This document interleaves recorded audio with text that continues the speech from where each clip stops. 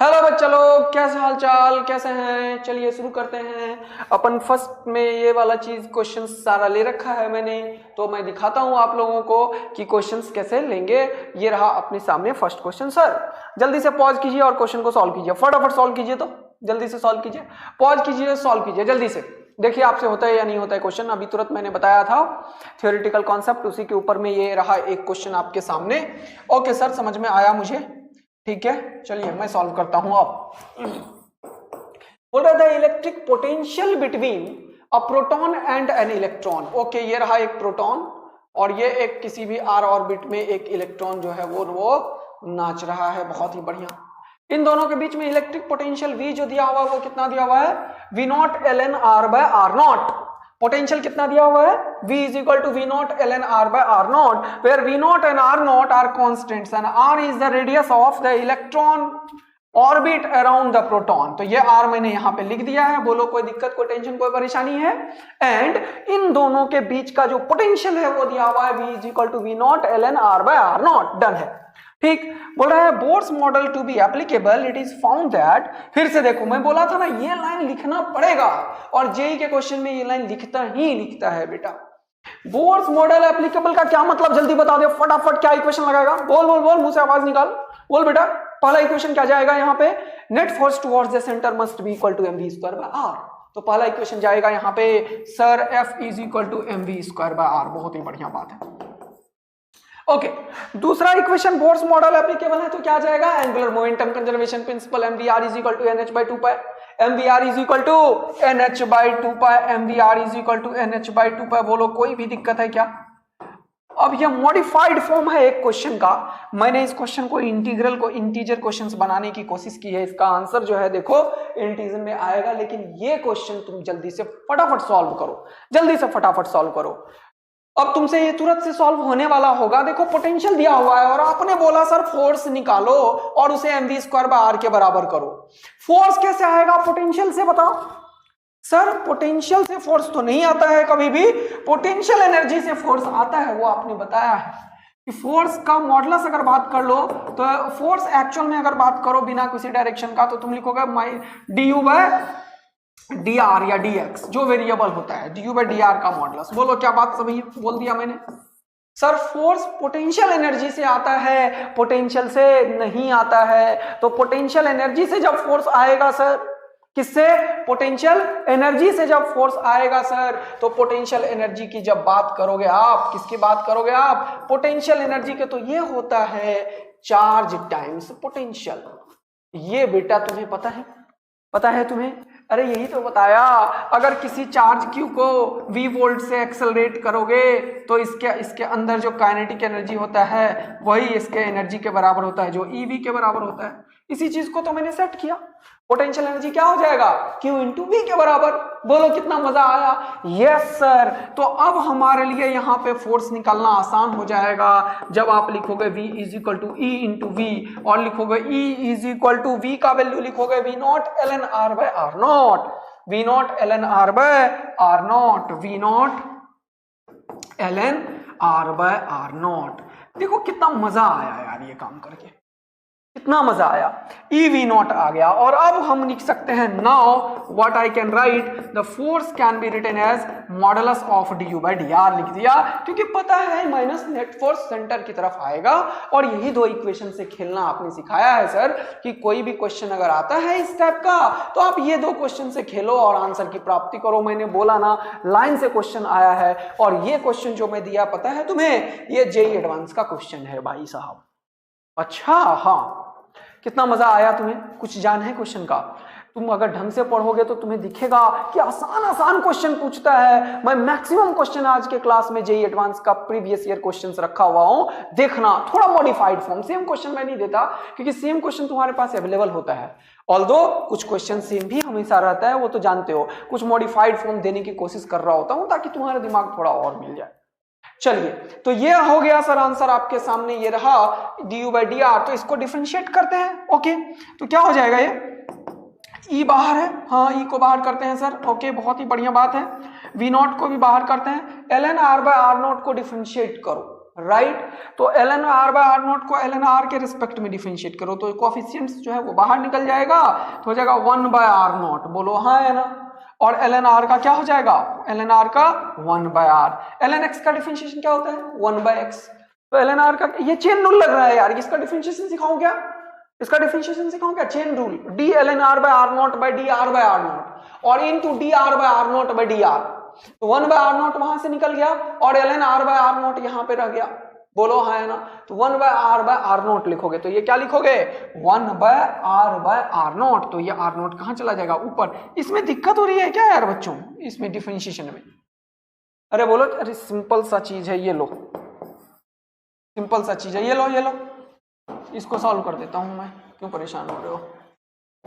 d of ln r by r naught को r by r naught के respect में differentiate कर देता हूं और into d by r not by dr।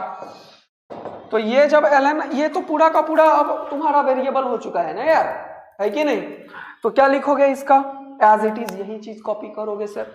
ln क्या लिखोगे ln का 1 बाय r, तो ये हो जाएगा 1 बाय r का वैल्यू यही है, फंक्शन ही यही है r बाय r नॉट। तो r नॉट ऊपर लिख दिया और यहाँ पे 1 बाय r नॉट बाहर आ गया और dr बाय dr 1 हो गया, तो 1 बाय r नॉट आंसर क्या हो गया खुपाच 1 बाय r, यही तो हुआ खुपाच 1 बाय r। तो ये क्या हो गया e v not divided by r।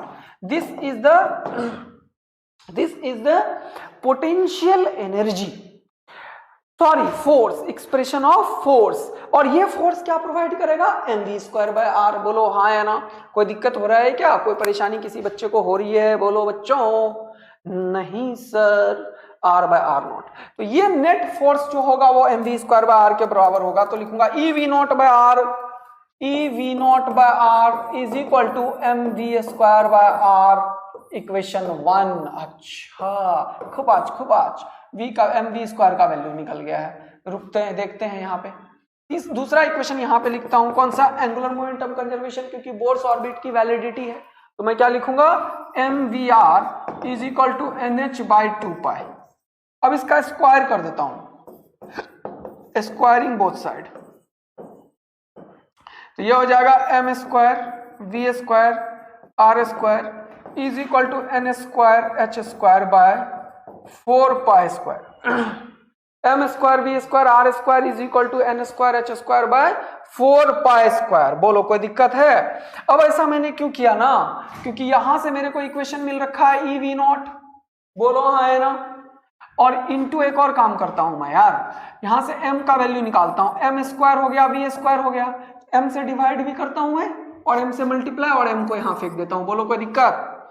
ये रहा mv² का वैल्यू यहाँ पे, इसको मान लो इक्वेशन 3 और इसको मान लो इक्वेशन 2। हमें निकालना क्या है सर, देखो ध्यान पूर्वक, बोल रहा है what is, it is found that the radius r, क्या है रेडियस r, क्या है radius r is proportional to n का पावर x। मतलब मुझे r निकालना है, मुझे क्या निकालना है r निकालना है। ओके, तो ये रहा r का वैल्यू निकलता हुआ, देखो यहाँ पे mv² का वैल्यू उठा के इसमें रख देता हूं, m² v² का वैल्यू उठा के इसमें रख देता हूं, तो क्या हो जाएगा r का वैल्यू निकल जाएगा। तो from equation 2 and 3, from equation 2 and 3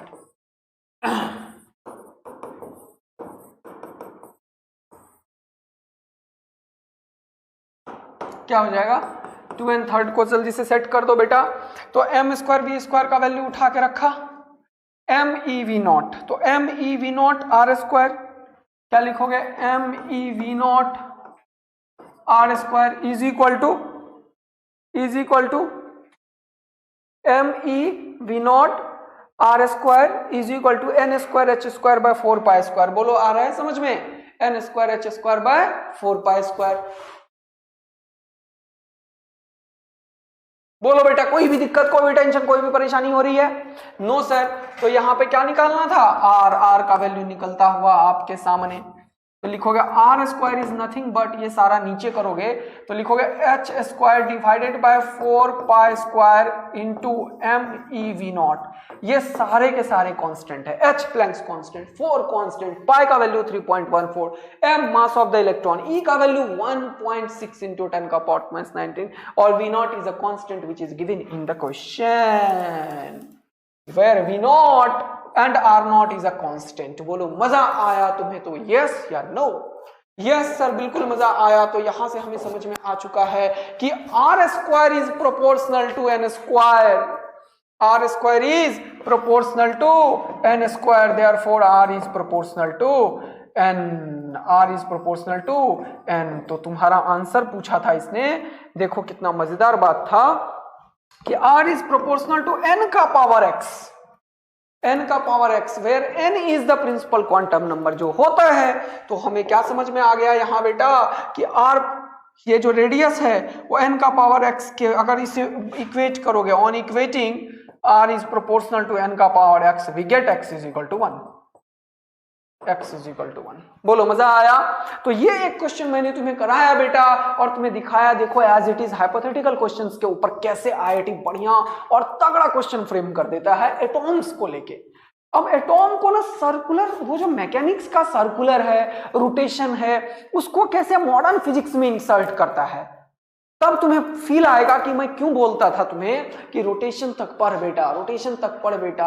ऐसे जो तुम लोग बोल रहे हो मॉडर्न फिजिक्स शुरू कर दो, मॉडर्न फिजिक्स शुरू कर दो, अबे देख रहे हो ना मॉडर्न फिजिक्स में इलेक्ट्रोस्टैटिक का यूज कर रहा हूं, कर रहा हूं ना, है ना? तुम लोगों को बच्चों को इतना समझाना बहुत मुश्किल काम होता है, लेकिन देखो सामने कि ये क्या है यूज किया, क्या यूज किया मैंने, potential energy is equal to E V naught. अगर इस चीज में किसी बच्चों को दिक्कत है तो बेटे टेंशन मत लो, ये तो इलेक्ट्रोस्टैटिक का एक चीज है, जो पोटेंशियल एनर्जी होता है चार्ज टाइम पोटेंशियल, क्योंकि तुम लोग 12 पास हो तो ये चीज करवाया जा सकता है, मॉडर्न फिजिक्स में स्टार्ट लिया जा सकता है कहीं से भी, क्योंकि यहाँ पे थोड़ा मोड़ा चीज मैं लिख ही देता हूँ यहाँ पे, तो तुम्हें सिखा देता हूँ, जैसे ये लिख के भी सिखा दिया यहाँ पे, राइट। अब एक और चीज देखो, अब यहां पे net force is equal to M V square by R को यूज कर रहा हूं मैं, angular momentum NH by 2 pi को यूज कर रहा हूं, लेकिन ये सब चीज थोड़ा तो याद होना चाहिए ना, और एप्लीकेशन भी आना चाहिए। हाँ बहुत ही बढ़िया बात है, ओके। और एक और क्वेश्चन, बहुत ही बढ़िया क्वेश्चन जो आईआईटी में पूछा है, वो जरा देखते हैं तो मजा ही आ जाएगा बेटा। जल्दी से पहले वो क्वेश्चन दिखाना चाहता हूं मैं। चलो एक कॉम्प्रिहेंशन क्वेश्चन आईआईटी ने पूछा, ये रहा आपके सामने। अरे ये क्या हो गया, ये जूम बहुत ज्यादा हो गया क्या, ब्लड? चलो ये क्वेश्चन को रीड करता हूं, ठीक है? ये क्वेश्चन रीड करो फटाफट, स्क्रीन के ऊपर तुम्हारे सामने है, पॉज करके इस क्वेश्चन को करो, फील आ जाएगा कि क्यों मैं तुम्हें बोला करता हूं कि रोटेशन पढ़ लो, वर्क पावर एनर्जी पढ़ लो, उसके बाद तुम बाकी चीज कर पाओगे, इलेक्ट्रोस्टैटिक, मॉडर्न फिजिक्स, ये सब क्यों बोलता हूं मैं। जरा देखो मजा आएगा जीवन का, पढ़ो और पॉज करके क्वेश्चन करो। जेईई एडवांस का एक कॉम्प्रिहेंशन क्वेश्चन एटॉम्स के ऊपर है, एटॉम क्या, बोर ऑर्बिट के ऊपर है, किसके ऊपर है, बोर ऑर्बिट के ऊपर है। देखो अब मैं करता हूं, पॉज करके आप लोग एक बार ट्राई करना चाहते हो तो करो, बिल्कुल करो, पॉज करके एक बार ट्राई करना चाहते हो तो बिल्कुल करना, आप लोगों को बनता है, करना चाहिए आप लोगों को, ये क्वेश्चन करना चाहिए। चलिए सर ओके, मैं रीड करता हूं क्वेश्चन को। बोलता है the key feature of bourse theory of spectrum of hydrogen atom. Hydrogen atom के लिए बोर्स थ्योरी के बारे में उसने कुछ बोला। देखो जी एडवांस का क्वेश्चन कैसे फ्रेम होता है और कैसे आसान क्वेश्चन है यार, कितना आसान क्वेश्चन है और बच्चे कैसे छोड़ के आते हैं। देखो क्यों, क्योंकि उनको हिम्मत ही नहीं होता आज के टाइम में मेहनत करने का, और वो आज मेहनत ही नहीं करते टीचर के साथ, तो फिर समझ ही रहे हो कहां से आएगा। तो यहां पे सर आपने बताया हमें कि ये जो क्वेश्चन है वो ये बोलने की कोशिश कर रहा है कि the key feature of bourse theory of spectrum of H atom, तो इसने एच एटम दे दिया सर, हाँ, और बोर्स थ्योरी की वैलिडिटी की भी बात करी, ठीक है। अच्छा अभी नहीं किया, लेकिन देखो is the quantization of angular momentum, ये बोल रहे हैं कि क्वांटाइजेशन ऑफ एंगुलर मोमेंटम नाम का कुछ चीज बोर्ड ने बताया और वो था NH/2π के बराबर। अच्छा ठीक है, बहुत ही बढ़िया की फीचर्स हैं ये। When an electron is revolving along a proton, बोल रहा है एक प्रोटॉन के चारों तरफ एक इलेक्ट्रॉन रिवॉल्व कर रहा होता है।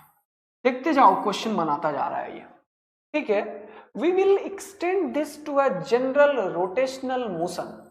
अब यहां से इसने क्वेश्चन पूछा, देखो जेई का दिमाग बेटा, बोल रहा है we will extend this concept to general rotational motion। To find quantize rotational energy. क्या बोल रहा है? To find quantize rotational energy. ये बात किसकी कर दी है? रोटेशनल एनर्जी का। अच्छा, जरा समझने की कोशिश करना। ठीक, अब ये बोल रहा है rotational energy of diatomic molecule. बोल रहा है इस कॉन्सेप्ट को मैं रोटेशनल एनर्जी पे ले जाता हूं, क्योंकि प्रोटॉन के चारों तरफ ही घूम रहा होता है, तो रोटेशन के ऊपर देखते हैं थोड़ा इफेक्ट क्या होता है। बोल रहा है diatomic molecule assuming it to be rigid. इसने रिजिड भी मान लिया है, तभी ये पूरा का पूरा रिजिड बॉडी डायनामिक्स चलाने वाला है यहाँ पे मॉडर्न फिजिक्स में। देखो जेई एडवांस का पास्ट क्वेश्चन है 2010 का, आईटी जेई 2010 का क्वेश्चन है बेटा, कितना मजा आएगा। डरो मत, सुनो और समझो, देखो कितना मजा आएगा तुम्हें। बोल रहा है the rule to be applied is Bohr's quantization condition.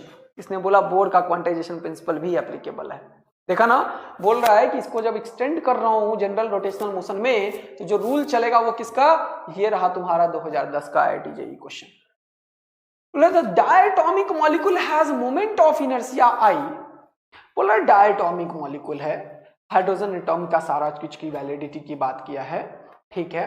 बोल रहा है एंगुलर मोमेंटम इसका रोटेशन के ऊपर क्वेश्चन को कंजर्व कराना है। मतलब ये सारे कॉन्सेप्ट को रोटेशनल कंजर्वेशन पे जा रहा है। तो अगर रोटेशनल की बात करें और एंगुलर मोमेंटम की बात किया, तो एंगुलर मोमेंटम एक और चीज होता है, क्या सर? आई ओमेगा। ये तो सर हम ही भूल ही गए थे। एक चार्ज पार्टिकल या कोई भी एक मासिव पार्टिकल का एंगुलर मोमेंटम जो होता है, पार्टिकल का एंगुलर मोमेंटम है ये आई ओमेगा होता है, या एमवीआर भी होता है। बोलो हाँ या ना? यस। तो एल क्या हो जाएगा? आई ओमेगा के बराबर। अच्छा, तो ये एक इक्वेशन बना दिया क्या इसने? यस। फिर बोल रहा है कि atomic molecule has moment of inertia I. Okay. By Bohr's quantization condition, its rotational energy in nth level is. बोल रहा है nth लेवल का रोटेशनल एनर्जी बताओ। क्या बोल रहा है? nth लेवल का रोटेशनल एनर्जी बताओ। तो रोटेशनल एनर्जी को कैसे लिखोगे बेटा आप? कैसे लिखोगे बताओ जल्दी से। सर अब मुझे कुछ दिमाग लगाना पड़ेगा।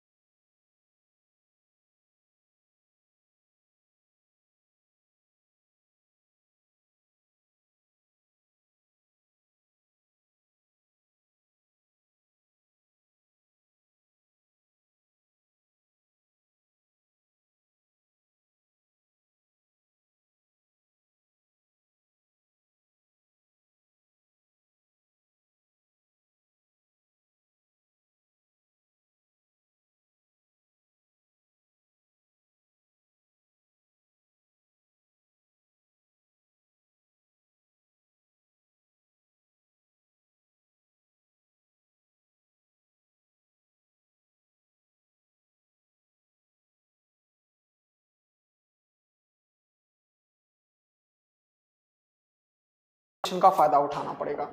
ये जो निकाला है हमने वो क्या निकाला है, मैंने निकाला the moment of inertia of CO molecule about centre of mass. मैंने क्या निकाला, moment of inertia of CO molecule about centre of mass. तो ये जो CO मॉलिक्यूल है इसका मोमेंट ऑफ इनर्शिया हमारे को सेंटर ऑफ मास के पास पता है, वो ज्यादा है तो यहां पे कहीं सेंटर ऑफ मास लाई करेगा। तो मान लेते हैं ये वाला दूरी R1 है और ये वाला दूरी R2 है, ये वाला मास M2 है, ये वाला मास M1 है। तो सेंटर ऑफ मास के अबाउट इसका जो मोमेंट ऑफ इनर्शिया होगा वो M1R1 स्क्वायर और इसका जो मोमेंट ऑफ इनर्शिया होगा वो M2R2 स्क्वायर के बराबर होगा। The net moment of inertia about centre of mass is given by this. बोलो क्या कोई दिक्कत आएगा, जरा सा भी कोई दिक्कत आएगा? No sir. एंड इसने बोला कि इसका मास 12 है, यानी कि M1 M2 दे दिया, कार्बन इधर रखा है मैंने, तो कार्बन का मास ऑफ कार्बन इसने दे रखा है 12 AMU। ओके, तो ये हो जाएगा 12 इंटू 5/3 इंटू 10 का पावर -27 kg। ये हो चुका है मास ऑफ कार्बन। बोलो हाँ है ना? देखो ये यहां से यूज कर दिया MC M1 which is equal to M1। फिर दूसरा यूज किया इसने, क्या दूसरा यूज किया M2 जो क्या है मास ऑफ, जल्दी बताओ, ऑक्सीजन, वो कितना है 16 AMU। तो 16 और 1 AMU किसके बराबर है 5/3 इंटू 10 का पावर -27 kg के बराबर है। हाँ ये भी समझ में आ गया।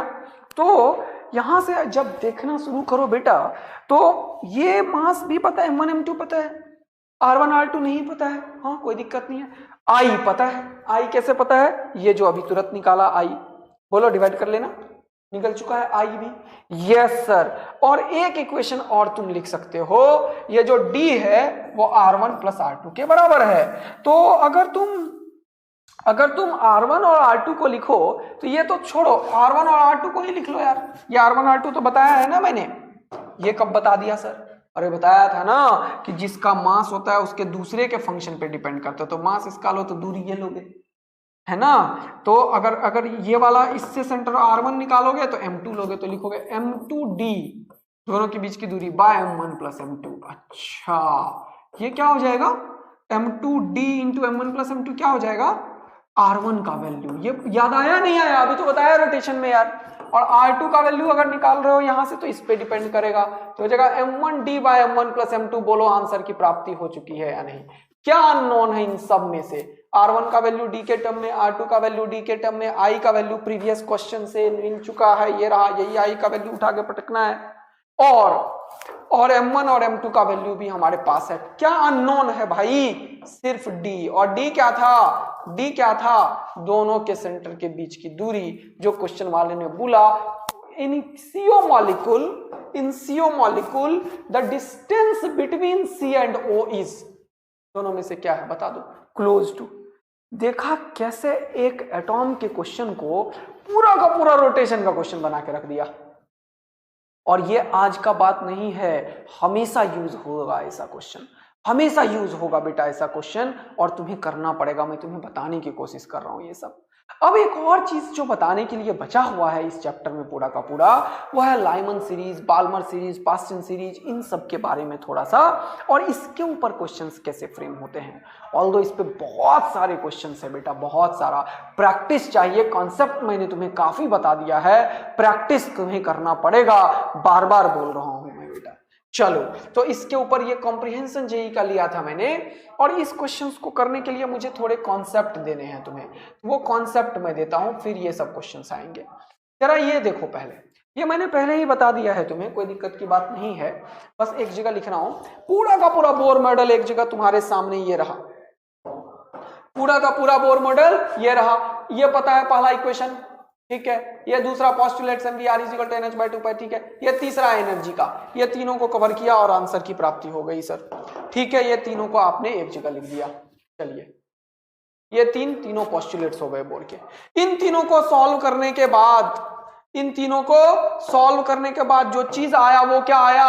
रेडियस ये रहा, स्पीड ये रहा, एनर्जी ये रहा, जिसमें कि तुम्हें याद रखना है हाइड्रोजन एटम का 13.6 n², और ये दिखाना है कि स्पीड जो है वो प्रोपोर्शनल है n के, सीधा n के। देखो z हटा दिया मैंने, H एटम के लिए बात कर रहा हूं। रेडियस जो है वो n स्क्वायर के प्रोपोर्शनल है। Radius is proportional to n square, ये भी पता। एनर्जी जो है वो 1/n स्क्वायर के प्रोपोर्शनल है। और ये दो डेटा भी तुम्हें याद हो चुका है, ठीक है। अब एक और चीज तुम केमिस्ट्री में जो पढ़े हो, ये बताना चाह रहा था यार मैं, ये बताना चाह रहा था। तो ये रेडबर्ग कांस्टेंट्स के ऊपर एक न्यूमेरिकल एक बार आईआईटी ने पूछा आर के टर्म में, तो बच्चे उसमें परेशान होने लगे। तो उसके लिए दोनों चीज तुम्हें आता है। तुमने यहाँ पे केमिस्ट्री में ये फॉर्मूला बहुत ज्यादा यूज होता है, ऑल्दो ये फॉर्मूला केमिस्ट्री में नहीं, यही फॉर्मूला है, यहाँ से एनर्जी का ही कॉन्सेप्ट उठा के निकाला जाता है यहीं से। तो 1/λ जो होगा वो r into 1/n1 square minus 1n2 square होता है। तो r का वैल्यू जो है वो m e का power 4 8 epsilon not square h का क्यूब इंटू c के बराबर होता है, ये r का वैल्यू होता है। तो ये जो फॉर्मूला है रेडबर्ग कांस्टेंट के फॉर्मूले के ऊपर जो फोटो इलेक्ट्रिक इफेक्ट है, ये तुम्हें केमिस्ट्री में खूब बताया जाता है। बोलो है ना, इसके ऊपर वो लोग क्वेश्चन भी सॉल्व करते हैं। तो मेरा 99% क्वेश्चन इसी से सॉल्व हो जाता है। 13.6 z square by n square को यूज करता रहता हूँ, आंसर आता जाता है। लेकिन कभी अगर डायरेक्ट r के टर्म में क्वेश्चन फ्रेम हो जाए तो तुम इसे यूज करना, ये बेहतर होता है बेटा। 1/λ is equal to r into 1/n1 square minus 1/n2 square. अब इसमें बच्चों को एक डाउट आता है, सर n1 कौन सा लेंगे, n2 कौन सा लेंगे। अबे ये वाला चीज कभी निगेटिव नहीं आएगा। तो हमेशा n2 जो है वो बड़ा होना चाहिए, n2 ऑलवेज ग्रेटर होना चाहिए, n2 is greater than n1 होना चाहिए, तभी तो ये वाला चीज पॉजिटिव होगा। कहानी खत्म। बोला दूसरे से तीसरे तो n2 का वैल्यू 3 और ये 2। बोलो मजा आया नहीं आया? हो गया। पहले से दूसरे तो n2 का वैल्यू 2, n1 का 1। यस, अब समझ में आया। अब ये जो सीरीज मैंने बनाया, जो मैंने कल अभी फोटो बनाए थे, Lyman series, Barmer series, Paschen series, baked series, पीफंड series, इसमें n1 और n2 में बच्चों को हमेशा से रट्टा होता है, इसीलिए मैंने इसे बस लिख के समझाया है और एक डायग्राम के थ्रू समझा दिया। देखो मैंने ये एनर्जी लेवल डायग्राम अभी बनाए थे। n इज इक्वल टू 1 को तुम बोलोगे क्या बेटा? Ground state. इसको क्या बोलोगे? फर्स्ट एक्साइटेड स्टेट, है ना, फर्स्ट एक्साइटेड स्टेट, ऐसा मैंने बोल दिया था। ये सेकंड एक्साइटेड स्टेट, ये थर्ड एक्साइटेड स्टेट, एक्साइटेड है, ये फोर्थ, और ये इन्फिनिटिव, ठीक है, जहां का पोटेंशियल कितना है? 0। अब ये चीज रट्टा मार के रखना है तुम्हें कि फर्स्ट एक्साइटेड स्टेट का एनर्जी -13.6, 3.4, 1.51, 0.85, 0.84, और इन दोनों का गैप भी याद रखना, थोड़ा और बढ़िया चीज मैं इसमें बताना चाह रहा हूं लेकिन बहुत ज्यादा हो जाएगा, ठीक है, तो कोई बात नहीं है। देखो लाइमन सीरीज का जो बात होगा, लाइमन सीरीज का मतलब क्या है? वो सारे ट्रांजिशंस जो ग्राउंड स्टेट के लिए हो, तो ग्राउंड स्टेट में ट्रांजिशन होगा, वो हो गया सारा का सारा सीरीज लाइमन। वो सारे ट्रांजिशन जो फर्स्ट एक्साइटेड स्टेट तक हो, first excited state Balmer, second excited state Paschen, third bracket, fifth Pfund. अब ये नेम के ऊपर क्वेश्चन शुरू करता है बताना, ठीक। अब यहां पे देखो, जब लाइमन सीरीज के लिए ट्रांजिशन होगा तो मैंने बोला n इज इक्वल टू 1, सबसे पहला ट्रांजिशन लाइमन के लिए ग्राउंड के लिए है, तो पहला n 1 से आ सकता है नीचे, 2 3 4 5 और इन्फिनिटी तक आ सकता है। तो ये लोग रट्टा मारते हैं कि n1 इज इक्वल टू 1 और n2 2 से लेके इन्फिनिटी तक कुछ भी हो सकता है, जो मैंने बताया अभी तुरंत कि n2 1 से बड़ा कुछ भी हो, मतलब n1 से बड़ा होगा n2 is always greater than n1। बोलो मजा आया? n1 लाइमन सीरीज में n1 क्या है? 1 है, क्योंकि फर्स्ट से ही कुछ होने वाला है, फर्स्ट मिनिमम से होने वाला है, फर्स्ट से सेकंड से, थर्ड से, फोर्थ से एंड सो ऑन। तो n इज इक्वल टू क्या हो चुका है यहाँ फर्स्ट। लेकिन ब्रैकेट सीरीज के लिए, बाल्मर के लिए, लाइमन के बाद बाल्मर के लिए n इज इक्वल टू क्या यूज होगा? 2 और उससे आगे। फिर प्रेस्टिन के लिए n इज इक्वल टू क्या होगा? 3। प्रेस्टिन के लिए क्या यूज होगा? n is equal to n1 3 पे आएगा और उससे ऊपर कोई भी, और इस तरीके से। तो यहाँ पे मैंने बता दिया है। इसमें कोई दिक्कत हो रहा है क्या तुम्हें? लाइमन सीरीज के लिए n is equal to 1, Balmer के लिए 2, प्रेस्टिन के लिए 3, ब्रैकेट पीफंड, और इससे ज्यादा होना चाहिए। n2 is greater than n1 यार। तो ये अगर 1 है तो ये 2 से आगे बढ़ेगा, ये 2 है तो ये 3 से आगे बढ़ेगा, ये 3 है तो ये 4 से आगे बढ़ेगा, ये 4 है तो ये 5 से आगे बढ़ेगा, ये 5 है तो ये 6 से आगे बढ़ेगा। क्या ये लाइन पूरा दिमाग में सेट हुआ है तुम्हें? तो अगर कोई भी क्वेश्चन इन कॉन्सेप्ट्स के ऊपर बेस्ड होता है तो क्या तुम टैकल कर पाओगे? क्या तुम समझ पाओगे या नहीं? मुझे बता दो, फटाफट बता दो मुझे। यस सर, तो ये हम बिल्कुल कर पाएंगे। आई होप आप कर भी पाओगे। तो यहां से अब मैंने कुछ क्वेश्चंस अच्छे रखे हैं बेटा। ये क्वेश्चंस देखो बहुत ही बढ़िया। बोल रहा है the wavelength of the first member of Lyman series is lambda. अब फर्स्ट मेंबर कहां से कहां तक जाएगा सोचो। Then calculate the wavelength of first member of Pfund series. Lyman series से इक्वेशन बनाओ, पी फंड में यूज करो आंसर की प्राप्ति। क्या ये कर पाओगे? पक्का? पॉज करके सॉल्व करो इसको। दूसरा क्वेश्चन देखो, ये क्वेश्चन अभी तुरंत बताया है कि suppose the potential energy between electron proton at a function of R is given by. Potential energy लिख दिया इसने ke²/3r²। देख रहे हो प्रैक्टिस करवा रहा हूं बेटा, इसीलिए इतने सारे क्वेश्चंस दे रहा हूं। बोला use the Bohr theory to find the velocity and its value. इस बार इसने वेलोसिटी पूछ दिया तो इक्वेशन बनाने पड़ेंगे दो। यस, एक तो mvr = nh/2π, एक तो mvr = nh और 2π। दूसरा पोटेंशियल एनर्जी को डिफरेंशिएट करो, du/dr, इसका मैग्नीट्यूड लो जो कि फोर्स को देगा और उसे लिख दो mv²/r। दोनों इक्वेशन को सॉल्व करो और दोनों इक्वेशन को सॉल्व करके v का वैल्यू निकाल लो। क्या ये कर पाओगे या नहीं? क्या मैंने सारा कुछ बता दिया है? बिल्कुल सर। अगला क्वेश्चन की जब बात करोगे तो ये सब मैंने बता दिया, ये भी बता दिया, ये भी। अच्छा, ये देखो फिर से, ये बहुत ही बढ़िया और एकदम आसान सा क्वेश्चन बेटा ये रहा। Determine the wavelength of first Lyman line, the transition from x = 2 to n = 1, in what region the electromagnetic spectrum does lie. ये क्वेश्चंस मैंने दिया है तुम्हें यार, ये क्वेश्चन फ्रेम करने के लिए। क्या कर पाओगे या नहीं कर पाओगे? आई होप कि ये सब क्वेश्चंस करने के बाद पता चलेगा होता है नहीं होता है। लेकिन अभी तुम इन क्वेश्चंस को रोकना जो मैंने दिया, ये थोड़े ट्विस्टेड क्वेश्चंस हैं। ठीक, अभी तुम करोगे क्या? और ये क्वेश्चन रेडबर्ग कांस्टेंट का डायरेक्ट इक्वेशन पे है। तो ये 4-5 क्वेश्चंस मैंने तुम्हें होमवर्क दिए हैं जान के, ताकि तुम्हारा प्रैक्टिस लेवल और बढ़े और तुम्हें लगे कि क्या करना है क्या नहीं करना है। अभी तुम क्या करोगे वो भी तुम्हें पता है। अभी इन सारे कॉन्सेप्ट्स के ऊपर जो मैंने इतने सारे कॉन्सेप्ट्स बता दिए हैं, ये सब के ऊपर बेसिकली ट्रांजिशन के ऊपर एससीबी का फर्स्ट से लेके क्वेश्चन जो लास्ट तक सॉल्व्ड एग्जाम्पल है 10-15, उसे आज ही करोगे। अगर कल टेस्ट में बढ़िया मार्क्स लाना है तो कॉन्फिडेंस बेटा तब आएगा जब प्रैक्टिस करोगे, सारे डीपीपी लगाओगे और तब ये क्वेश्चन तीनों करना आ जाएगा और आंसर भी बताना है तुम्हें। ठीक है, अब जो मैं एक थ्योरेटिकल बैकग्राउंड पे टॉपिक स्टार्ट करूंगा वो कंप्लीटली डेडिकेटेड होगा जेईई एडवांस वाले के लिए, वो मेंस के लिए बिल्कुल भी नहीं होगा, ना थ्योरी ना वो। तो मॉडर्न फिजिक्स का वो वाला लेक्चर अपन देंगे बेटा। तब तक के लिए बाय बाय, मिलते हैं। थैंक यू बच्चा लोग, आपके पास फिर से नेक्स्ट क्लास में। बाय बेटे।